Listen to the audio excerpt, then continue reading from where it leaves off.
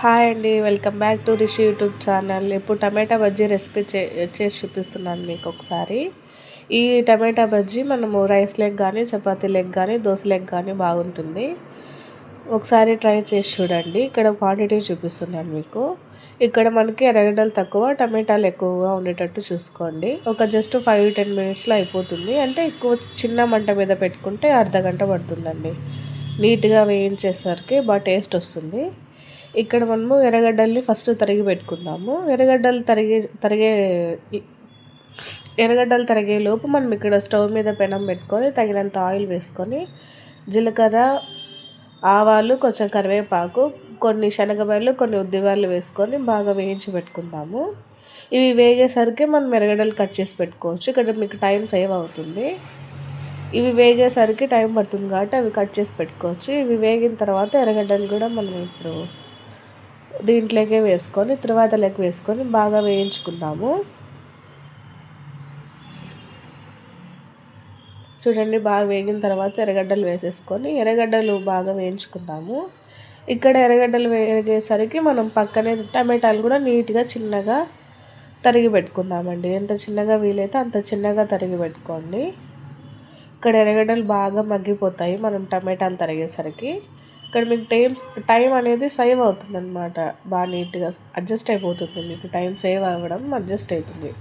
అవి ఎర్రగడ్డలు వేగేసరికి మనం టమాటాలు కూడా తరిగి పెట్టుకున్నాం కాబట్టి అవి కూడా వేసుకొని ఒకసారి మీకు రుచికి తగినంత సాల్ట్ వేసుకోండి. నేను ఇక్కడ 1.5-2 స్పూన్లు అట్లా సాల్ట్ వేసుకున్నాను. మరి వచ్చేసి ఇక్కడ మీకు కారం వచ్చేసి అండి ఒక 2-2.5 వేసుకోండి. తర్వాత కొంచెం చిటికెడు పసుపు వేసుకోండి. అంతే, ఇంక మనం దీంట్లోకి ఏం వేసే అవసరం లేదు. మీరు నీట్గా కలిపినంతసేపు కలిపేసుకొని మీకు అంటే అడుగు మాడుతుంది అన్నప్పుడు లో ఫ్లేమ్లో పెట్టేసి వదిలేసేయండి. మధ్య మధ్యలో కలుపుకుంటూ ఉంటే కూర అయిపోతుంది. వేడి వేడి అన్నంలోకి కూర వేసుకొని తింటే చాలా టేస్టీగా ఉంటుందండి. ఒకసారి మీరు కూడా ట్రై చేసి చూడండి. ఇక్కడ నేను కారము, సాల్ట్, కొంచెం పసుపు వేసేసుకున్నాను. అంతా ఒకసారి కలుపుకున్న తర్వాత ఇలా ఉంది. ఇప్పుడు మనం దీన్ని ఒక మీడియం ఫ్లేమ్లో అట్లా వదిలేసామండి. కాసేపు వదిలేసిన తర్వాత ఇట్లా వేగుతూ ఉంటుంది కదా. ఇప్పుడు లో ఫ్లేమ్లోకి పెట్టేసుకుందాం. ఇక్కడ అడుగు మాడుతూ ఉంటుంది.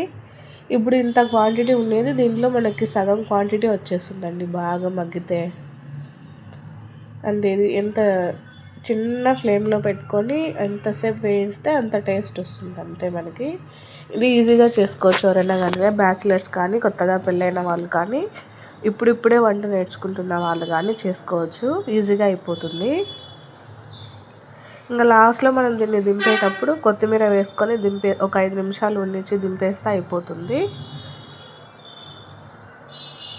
ఇక్కడ మీరు గిన్నెని ఫస్ట్ ఒక క్లాత్తో పట్టుకొని కలుపుకోండి. లేదంటే పక్కకి ఒరుగుతూ ఉంది కదా, అట్లా ఉండకోకుండా ఉంటుంది. ఇక్కడ చూస్తే మీకు అర్థమవుతుంది బాగా మగ్గిపోయింది ఇక్కడ మనకి. ఇప్పుడు ఈ టమాటా బజ్జీని వేడి వేడి అన్నంతో తింటే చాలా టేస్టీగా ఉంటుంది. ట్రై చేసి చూడండి ఒకసారి.